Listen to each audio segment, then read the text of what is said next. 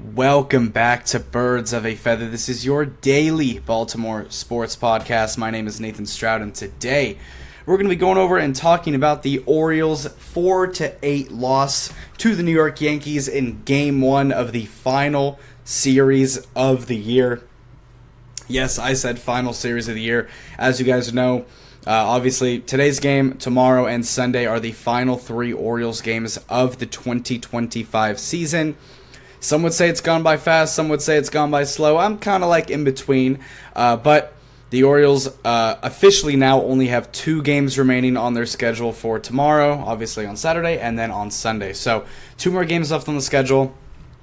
We are in New York right now playing the Yankees with a chance to kind of be, cause some havoc for the Yankees in terms of their chances of winning the division. They're currently fighting right now with the Blue Jays to try and win the AL East right now. Right now they are currently tied with 2 games left, so if the Yankees do 1 game better than the Blue Jays, then the Yankees will win the division. But if the Blue Jays either match what the Yankees are doing or obviously do better than the Yankees, then they are going to win the division. So we're trying to be kind of, a little bit of a nuisance in this division race, trying to kind of, throw the Yankees off here. But unfortunately, the Orioles do lose today, and they are down 0-1 in this 3-game series with 2 games remaining. And again, it's the final 2 games of the year. The pitching today was not great. Trevor Rogers got his final start of the year, and it did not really go great, And I do feel bad for Trevor because he was excellent all year long. For 17 out of 18 starts of the year, he was incredible. Literally 17 straight starts, he was incredible. 1 most valuable Oriole. Like he was great all year, and he just didn't have a great showing today. Gave up 3 home runs in 3 innings. Gave up 6 runs, 3 home runs, 2 to Giancarlo, 1 to Aaron Judge, and 6 runs in 3 innings is not great. It's by far the worst he's played all year, and it's not even remotely close. His ERA did drop from like a 135 to a 181, so it's his ERA is still at a 181 in 18 starts. So at the end of the day, when you look at the season in a full picture, it was excellent. But I do feel a little bit bad for Trevor because he kind of has to now go into the off season with that being his last start of the year. So hopefully that doesn't really carry over into next season. If I was him, obviously I'd look at the season as a full picture and really be proud of what I was able to do, because he was excellent all year long. No matter what teams he was playing, he was excellent. He ran into a Yankees team today that, they were in New York. It's a hard place to pitch in, and also the Yankees are fighting for the division, so they have a lot to play for. So Trevor Rogers' head should be held high at the end of the year. He had an excellent season, an historical season, one of the greatest, starting pitcher seasons by an Oriole in quite some time, when you look at the overall scheme of things. So with how the season's gone, there should be the momentum heading into the offseason and have the confidence that he's going to be a very big part of this rotation going into next year. But again, I just hope that this doesn't carry over into next year, because again, when you look at the full season in general, it was amazing. So Trevor Rogers, not a great start today. The offense really didn't do anything. They scored 4 runs today, which is whatever, but the game was pretty much already kind of over early. The Orioles actually had an early 3-2 lead thanks to a Jordan Westbrook home run, but that quickly disappeared after the Giancarlo home run and the Aaron Judge home run after the Orioles took the lead. So not the greatest game from the Orioles. We'll go over the box score in just 1 second, but also, in this episode, we are going to be going over and talking about the final injury report and game status for the players that have been on the injury report throughout the week. So there was another Ravens practice today. It was the last Ravens practice of the week. Tomorrow you have the day off, and then obviously Sunday is game day against the Chiefs. Tomorrow we're going to be going over the game preview, the official game preview, like we've done for every game so far this year. Always on the day before the game, we always go over the game preview. So that's going to be in tomorrow's episode, but today we're kind of going to go over the final injury report, the thoughts going into tomorrow, going into Sunday as well. And just the kind of overall vibe with the team. Things have been good. People are optimistic. People are excited. Kyle Hamilton had a very interesting quote that we'll talk about in a little bit. But let's just go over this Orioles game. So going over this Orioles game, obviously the Orioles only have 2 more games left. This was game 160 of 162. Obviously you have game 161 tomorrow and game 162 on Sunday. But when we go over this game in general, the Orioles had 7 total hits. They scored 4 runs on the 7 hits. Not the worst thing in the world. They also got walked 6 times, so they did get on base quite a bit. But unfortunately, they were 1 for 10 with runners in scoring position in this game. Left 10 guys on base, 1 for 10 with runners in scoring position. That is just not going to win you games. And obviously it's the end of the year, so I know a lot of people probably don't really care about, this is going to win you games. But when you look at things at a baseball game stance, it's just not great stats in terms of runners in scoring position. And we've seen them struggle all year with that stat. Sorry. And going over the offense in this game, Jackson Holliday did get the leadoff. He is back after a couple of days off due to, he had some knee inflammation, but he is back in the lineup and most likely going to play the final 2 games here tomorrow and Sunday. But Jackson Holliday, 0 for 3 with a run scored and 2 walks, did get on base twice in this game and did score a run, so shout out to Jackson. Jordan Westburg with an excellent game, by far the best game of any Oriole today. Jordan Westbrook went crazy, had 3 hits, went 3 for 5 with a 3-run home run, and also had a strikeout didn't have a walk, but he did strike out once. But Jordan Westbrook, 3 for 5, a run scored, 3 RBIs. Those 3 RBIs obviously being the 3-run homer that he hit in this game. So again, Jordan Westbrook, 3-run home run. Was one of 2 home runs hit in this game by the Orioles. All the Orioles' runs in this game were scored off of the home runs. Obviously, Jordan Westbrook with the 3-run homer had 3 hits on the day as well. He was amazing. Gunnar Henderson went 1 for 5. Tyler O'Neill was the other player that had a home run in this game. He went 1 for 4 with a solo home run and a walk as well. So shout out to Tyler O'Neill for getting a home run on the board. Dylan Beavers went 0 for 2. Dylan Beavers did get taken out of the game due to some wrist discomfort. So we did put in Dylan Carlson. Adley Rutschman was catching today. He went 0 for 3 with a walk. Colton Cowser went 1 for 4. Samuel Basayo didn't have a great day today against Will Warren. Went 0 for 4 with 3 strikeouts. And then Kobe Mayo continues to hit the ball well in September. Went 1 for 3 with a run scored and a walk. So, again, overall 7 hits on the day. 3 of those 7 hits all came from Jordan Westburg, and 3 of the 4 runs scored in this game were from Jordan Westburg as well. So shout out to Jordan. He played an excellent game. But when we go over to the pitching here, it does break my heart a little bit to say this, and I haven't really had to say this all year regarding the Trevor Rogers start, but Trevor Rogers does get the loss in today's game.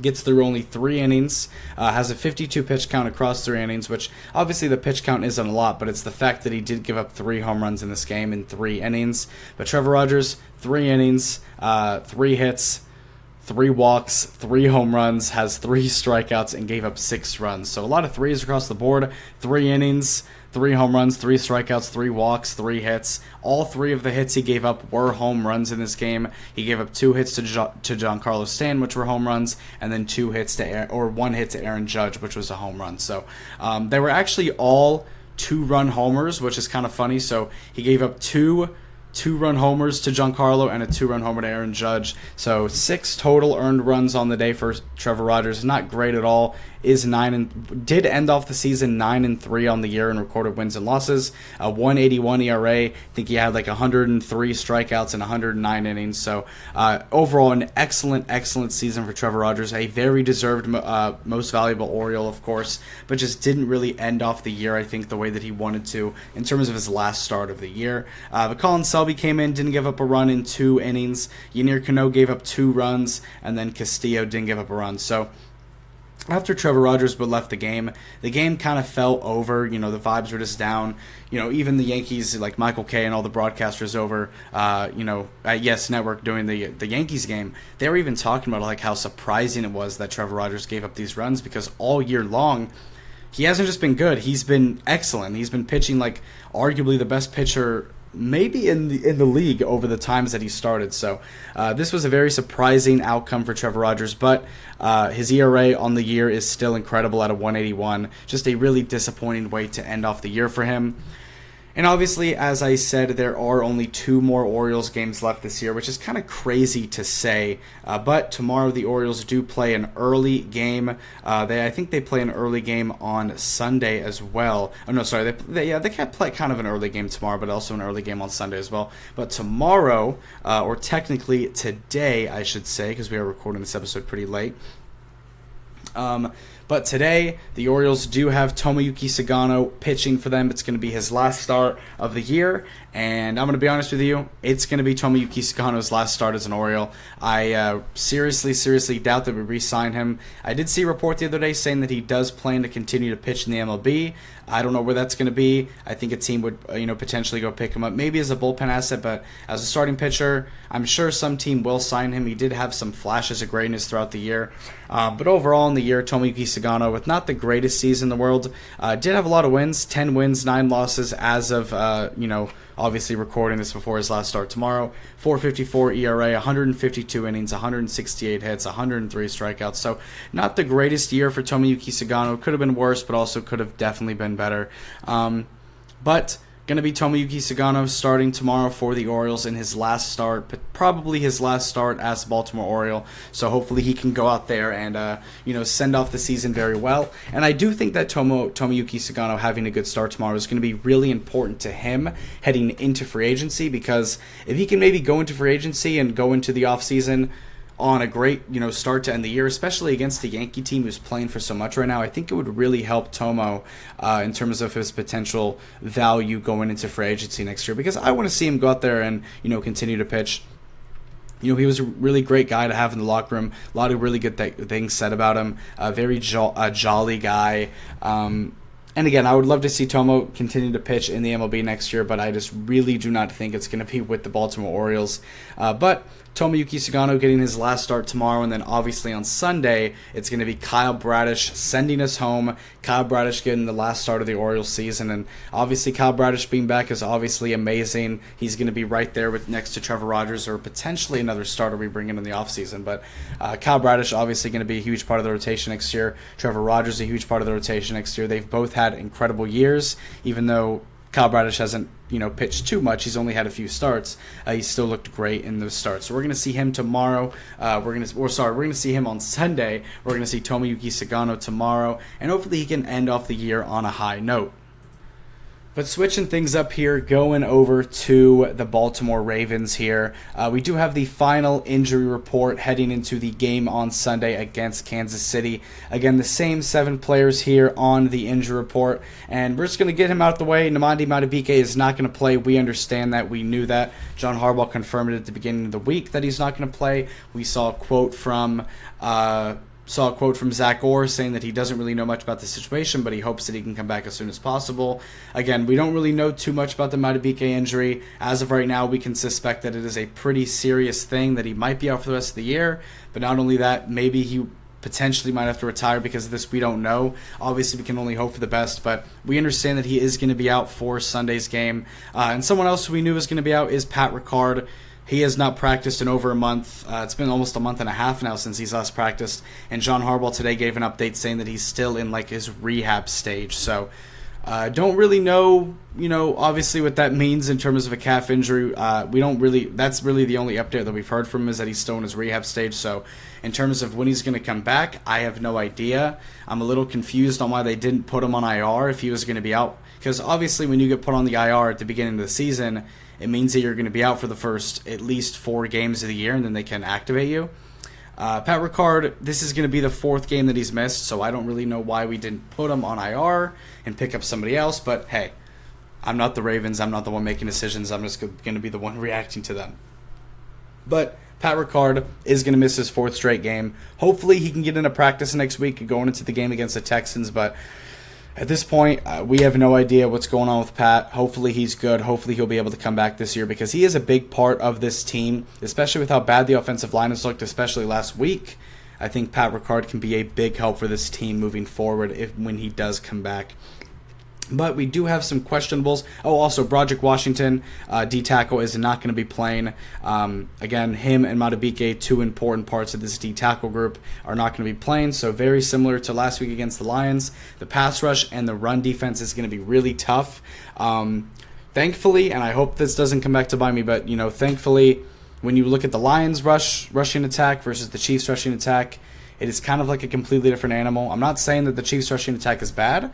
I'm just saying that it's really nothing compared to the Lions. So hopefully the Ravens will have a better job at stopping the run this week than they did last week against Jameer and David Montgomery. But we'll see what happens. The pass rush is going to be weak. The run defense is going to be weak. But when it comes to the run defense and the pass defense, we actually got someone who actually logged a limited practice today, and that's going to be Kyle Van Noy. We heard that this was going to be a 2 to 4, like a 2, 3, 4 week potential injury for his hamstring. But Kyle Van Noy, he was out last year. He got injured in that Browns game. He was out last week against the Lions, but he didn't practice Wednesday, didn't practice Thursday, but he was able to get in a limited practice on Friday. So he was out there with his helmet on, with his jersey on, doing his practices, and now he is officially questionable for the game. And for somebody who has only logged in one practice, this is where kind of the veteran aspect kind of brings out in football. So Kyle Van Noy, again, he's a veteran, one of the older guys on the team. A lot of people call him Unc on the team. We say it all the time. We see Zay call him that and stuff like that. But Kyle Van Noy was limited in today's practice, and he's officially questionable for the game on Sunday. And there's some high hopes that he could potentially play. Again, this is the veteran in him. Doesn't really need to necessarily practice like 3, 4, 5 times to be able to be good to go. He got logged a limited practice, and all of a sudden he is now questionable to play. And there is some optimism that he will play. Do I think that he's going to play? I'm not sure. If I had to put money on it, I would say no. But at the same time, all hands on deck at this point in the season, because again, if we lose this game against the Chiefs, which is very possible, we have struggled against the Chiefs in the past. You look at the AFC Championship game, you look at Week 1 last year, you look at like 4 years ago. We've historically struggled against the Chiefs, and Lamar especially has struggled against the Chiefs. He's never won in Kansas City. We're 1-4 again, or he's 1-4 against the Chiefs. So it's very possible that we do lose on Sunday. I do think that we are going to win. I do think that we're going to pull out the win. I think that we're a better team, and I think we just play. I think if we just play our football and don't try and do anything cute, I think that we'll be perfectly fine. Because I do think that, I take our offense every single day over the Chiefs' offense, and when it comes to stopping offenses, I do think that their offense is easier to stop. And again, this may come back to bite me, but at the same time, it should be pretty obvious that this Ravens offense is better, especially if we're going to be getting Isaiah Likely back. And there's very, very big optimism that he is going to come back. We heard from John Harbaugh that it's almost confirmed that he's going to come back. They just kind of want to see how he looks. But Isaiah Likely did log a full practice today. This is the first full practice that he has logged since coming back from this foot injury. All the practices last week, all of them this week, and that one practice he had before the Browns game, all of those practices were all limited practices. They were all limited practices, but here he puts in a full practice. He's officially questionable. And again, if I had to put money on it, I would say that he's good to go. I would say that he's going to be ready. I think that he's going to be on a snap limit, but I think he is going to be out there and hopefully making big plays for us like he's done countless times throughout his young career. Travis Jones is questionable. He's logged in back-to-back limited practices, so it's looking good. Hopefully Travis Jones does play, because if he doesn't play, then our D-line is really, really cooked. It already is pretty cooked, but it'll be extra cooked if Travis Jones does not play. So hopefully Travis Jones will be ready to go. And then the last guy on here is Ronnie Stanley, who did log a limited practice today. Much like Kyle Van Noy, for this week at least, Kyle Van Noy and Ronnie Stanley both get in limited practices. And if Kyle Van Noy, Ronnie Stanley, Isaiah Likely, and Travis Jones can all play, especially Likely, Stanley, and Van Noy, if those three can play, we will be looking a hell of a lot better. Kyle Van Noy is going to really help with the run defense and the pass rush as well. Hopefully he's going to be able to get some Mahomes in this game. We've seen how good he's been over the last couple of years as a Raven. And then Ronnie Stanley, obviously, in my opinion, the best offensive lineman on this team, right next to Tyler Linderbaum. Ronnie Stanley, John Harbaugh did say today that he looks good and that he should be out there. So Ronnie should be playing. Isaiah should be playing. And then when it comes to Travis Jones, and Travis Jones honestly should be playing, but when it comes to Kyle Van Noy, that is a big what if. That is going to be a big what if in this game if Kyle Van Noy does play. So hopefully Kyle Van Noy will be good to go, and hopefully we can see him out there on Sunday. And thank you guys so much for tuning into and listening to this episode of Birds of a Feather. If you like this content, make sure to subscribe on YouTube, follow up on Spotify. Also, make sure to click the link in the bio to check out the Twitter and the Twitter and the Instagram. Make sure to give the Twitter a follow. I post live updates every single time anything happens, live reactions to everything before I make the episode, live reactions, live game reactions, live game updates, all that stuff. Make sure to give that a follow. Also, make sure to give the Instagram a follow as well, because I will be dropping some pretty big news regarding the future of the show on Monday, so make sure to give that a follow. But yeah, ton of fun. Obviously, great episode today. Had a lot to talk about. 2 more Orioles games left this season, tomorrow and Sunday, which is going to be exciting. And then obviously the Orioles season recap is going to be on Monday. And then also we're going to be doing the game preview, the final game preview tomorrow night, going over the Orioles and Chiefs game heading into the game on Sunday. So I'll see you guys tomorrow. You have a great Stills day. Go O's, go Ravens, and I'll see you later. Peace out.